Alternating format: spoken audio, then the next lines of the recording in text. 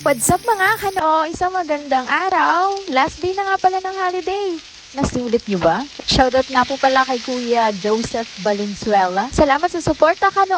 Please continue watching and subscribing our Facebook and YouTube channel. Ayun na nga, dahil holiday pa rin ngayon, meron tayong time magluto ng masarap at masustansyang almusal.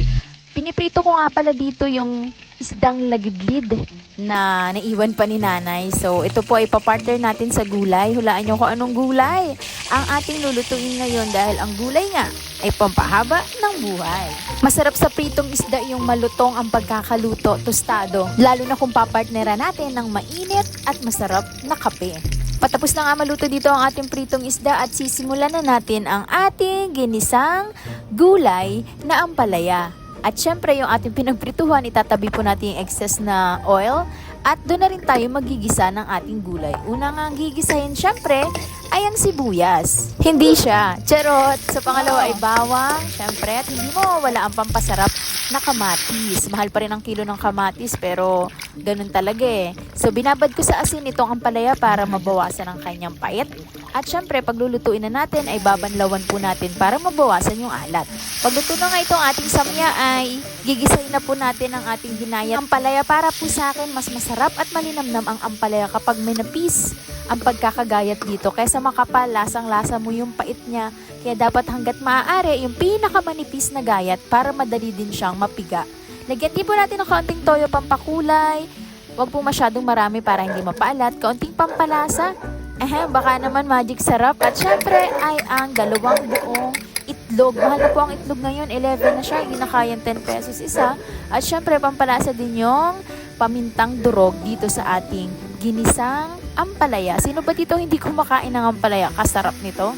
So, syempre, kapag medyo kumati yan, lalagyan po natin ng kaunting mainit na tubig. Sakto, nagiinit tayo ng tubig para sa ating kape. Dahil tumutunog na siya, parang dadaong na yung barko, ay sasalin na po natin sa ating termos para may pangkape pa tayo mamayang hapon. Takpan po natin hanggang maluto yung ating gulay at kapag alam po natin na naluto na siya, parang half cook, ay atin na pong hahaluin ng dahan-dahan at ready na po tayong ilagay ang ating panghuling sahog. Syempre, yan ay ang binati nating dalawang piraso ng itlog. Yan, ganyan lang po natin siya i-spread at hintayin po natin maluto ng konti yung itlog bago po natin siya haluin para hindi madurog maigi yung itlog. Maganda kapag buo-buo ang itlog kasi mas nakakabawa siya ng pait at nakakadagdag tamis at tinamnam sa ating ginisang ampalaya na may itlog. Dahan po natin kaibigan, nagulay lang ang bitter, hindi ang tao. Charot. Ang tanong, nakapagsaing ka na ba? Dahil luto na ang ating ulam. Tara kaibigan, kain tayo. Atin na itong sasandukin sa separate na lagayan. At syempre, masarap ito habang mainit-init pa.